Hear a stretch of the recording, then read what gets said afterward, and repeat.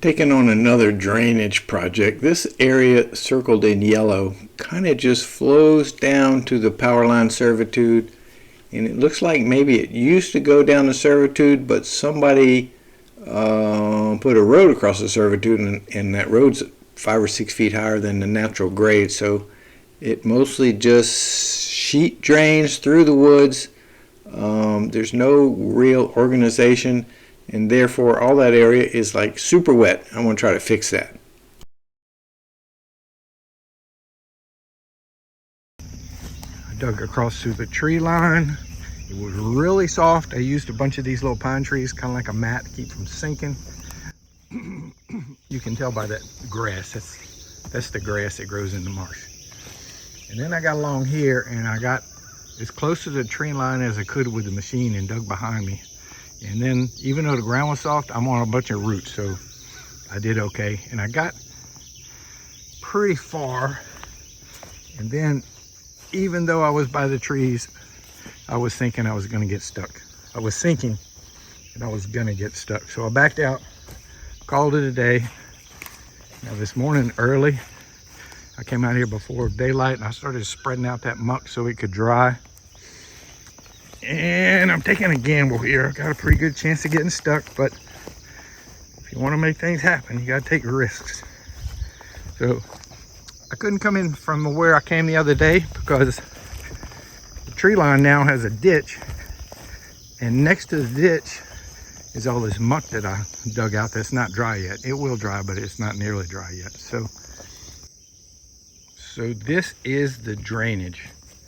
That's where I put that big 36-inch steel pipe through here. This drains all the time. So all I have to do is connect my ditch from last weekend to this area here where you see these little funny plants. This is all underwater. And there's a low spot through here, and I think that's where they dug to get the material to put this road to cross the power lines. We just may make that a pond so we can have more material to fill in this area. So for right now, I'm just trying to track myself just to this corner right here so I can start digging a ditch and back myself out.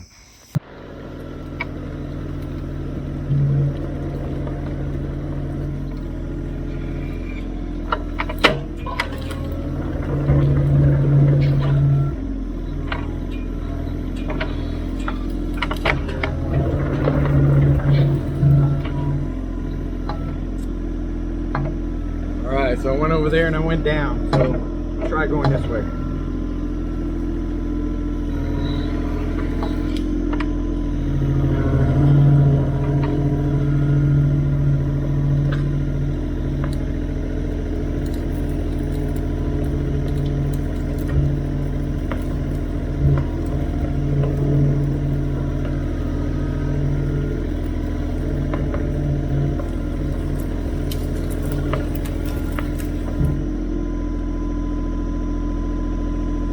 Okay, I'm going down.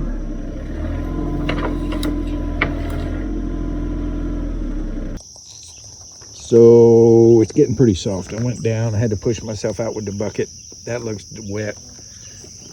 That's the end of my ditch right there. I could probably come through here and get to it and continue my ditch. And I could dig up these bushes and get on top of them. But I still am a long way from the end. So I don't know, I may have to wait for a couple more months in the summer. But anyway, if I can get to this, I'm gonna keep on digging. From a distance, all of this ground, all this low ground looks the same. It all looks terrible. But if you walk it, you'll find that in some places, you gotta be careful, it's gonna go over your boots. And in some places, you don't leave a footprint. And it may be just like 4 feet apart from each other. So by going backwards and forwards and exploring and pushing my luck always, I was able to get the Traco to a position where I could continue the trench I dug on the last trip. I dug maybe, I don't know, 10, 12 more feet of trench, which is huge because I don't have that far to go. But I was steadily, the soil under me was losing its strength. You know, the strength in the soil is mostly root matter, and the more the machine wiggles and shakes every time you dig, every time you turn, you're tearing those roots. So I'm steadily going down. It's a judgment call. When do you call it? When do you try to back out? How much more can you go? Can you get one more dip? It's it's not life or death, but it can make a difference between the next 8 hours of trying to get yourself unstuck, or just being able to back out with the machine power and help from the bucket. And right about now, I decided it's time to back out. I could actually see my tracks going down. I could see the blade going down. Let's get out of here while we still can get out unassisted.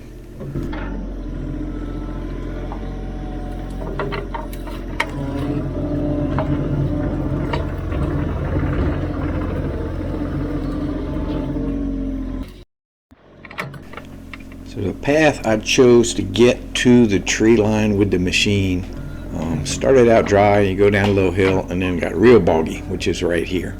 So I went back to up front where the power company had cut down all the trees in the power line servitude. This is the low voltage servitude, not this high voltage servitude. And the ones that were fairly straight and decent diameter, I cut the limbs off and put them in my truck, and I drove them over here. And I'm using them as a mat, and they work. They don't stay still. You got to kind of readjust them every time. They will definitely hold up some weight and keep the machine from sinking. And then once I got past this boggy spot, it was a pine tree, and pine trees are awesome. An encouraging sign was this little pine tree. Now the power company has come and sprayed and killed all the trees, but where you see a pine tree, it's probably not quite as muddy, because they don't like growing in the mud. So I wish there was a few more around here, but there's not.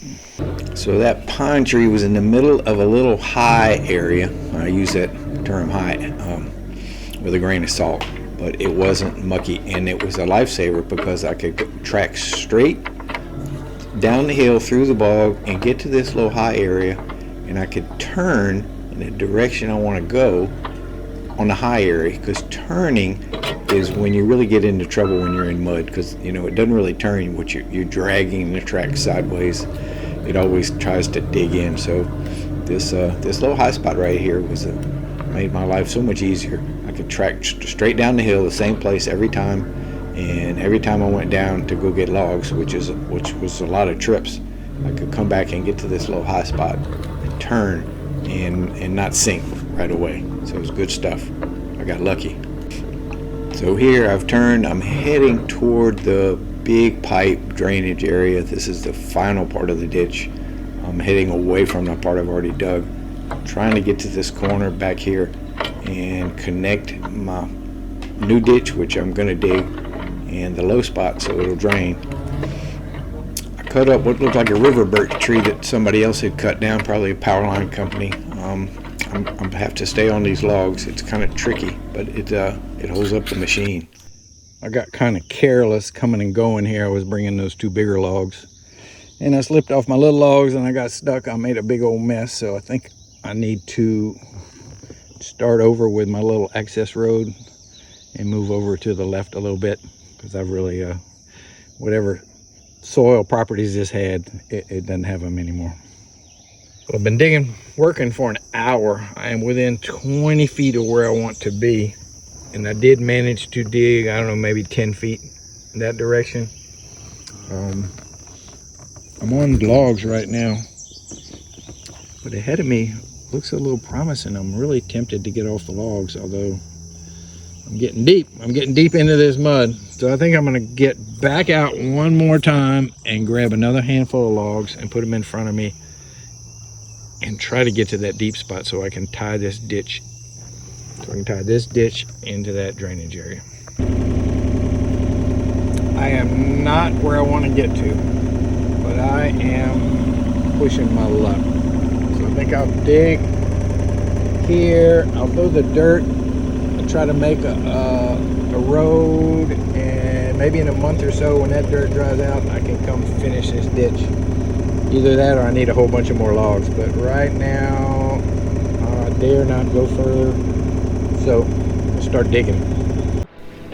So from where I had managed to get to, I dug backwards toward the original ditch.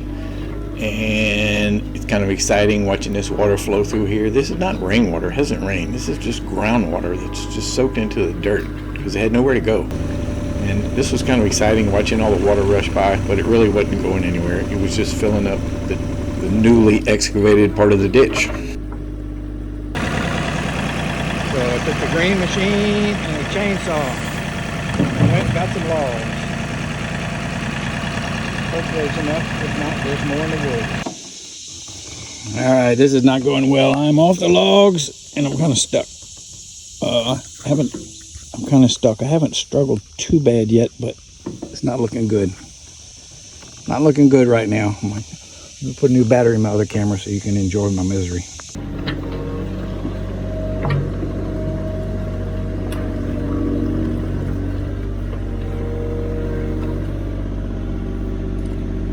Well, that was close. That was really close. Let's try it again. So I keep mentioning that the smart thing to do would be to wait a month or so and let summer do its thing and dry this out a good bit. And that's an option, but I didn't have the ability to do that because I can't wait. I want to get it done. So I got unstuck. I backed up a little bit. I took my time, moved my logs into position, took my time to get on top of the logs. You got to really use the bucket's got to help you a lot, otherwise the logs just scooch out from under you. So I got on top of them and I made it all the way. I only need to go, I don't know, maybe 10-12 feet further than I was a little while ago, but now that I've been through here once, it's not as good. It's more mucky. And to top it off, I'm no longer a straight line from the top of the hill where I could get something to pull me.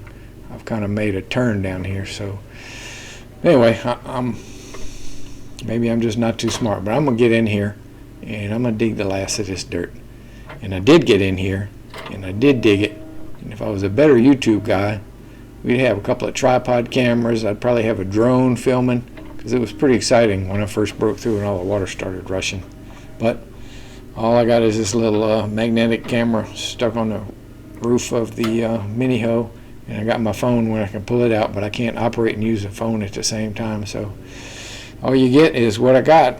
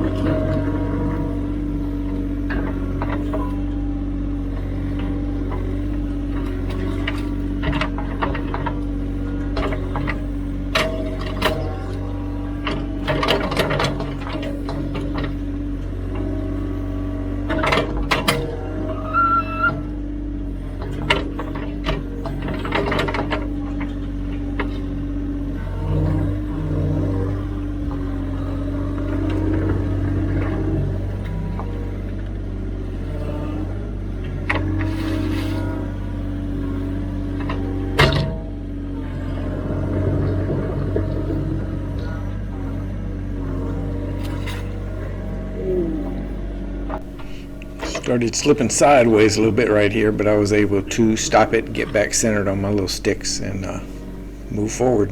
Never give up, just keep going.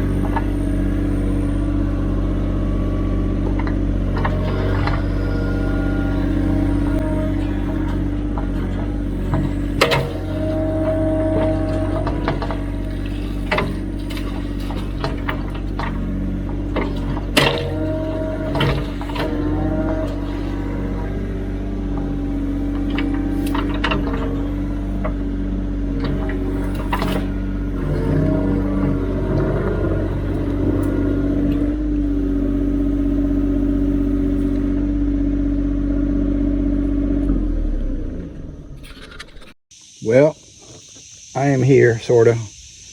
I'm close enough where I can connect this to this low water, and we're going to have a heck of a current.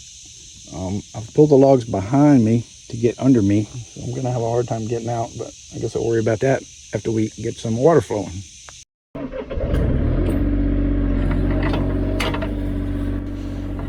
So those darker green plants that are up in front of me, those are growing in the water. That's part of the drainage I'm trying to get to. And I would love to dig that whole area out 2 or 3 feet deep and make like a real pond, but I don't think I'll ever be able to get to it. I can just barely get to the edge of it, much less get out to the middle to dig it. So I don't know. It would be nice to dig it, but maybe if we have a super dry spell this summer, I'll be able to get out there and dig it. But right now, there's no way in the world.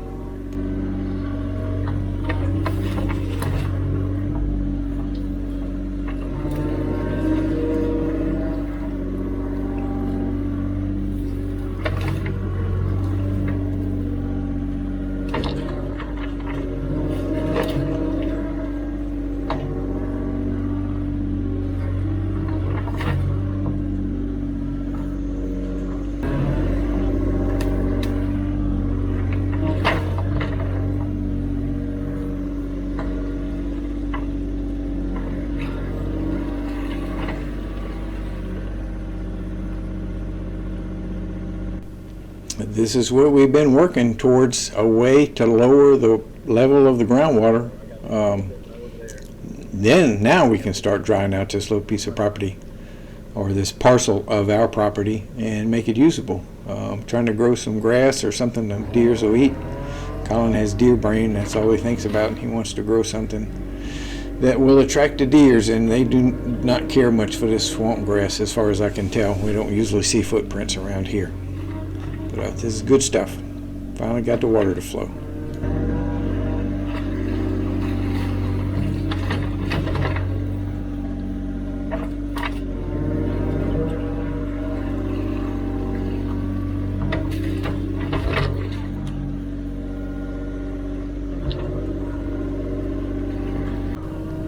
And I was able to get out and back to dry land without incident. I did have a close call right at the top of the hill where it's usually no problem. My right track got in a hole and made my heart skip a beat a little bit, but we got up there and life is good. So this is the next week I was here at the property, and the spoils from my first go round were not hard, but hard enough where I could get on top and I could go along and clean out the ditch, because I had some ups and downs. Some places were holding water and some places drained. So I kind of tried to get it all to a proper grade, and I sloped the side back a lot. My hope is that we'll be able to cut the grass or whatever we grow with the zero-turn mower. So I got a nice gentle slope, at least on this side of the ditch. And I generated a huge amount of soil doing this, so we're going to need that to fill up that area where I'm chunking this mud into the marsh grass. Not ideal for compaction. Probably have to come back and regrade it in a year or so as that grass rots. But it's real deep. That's like a foot deep in there, so I need a lot of soil to bring that up to grade.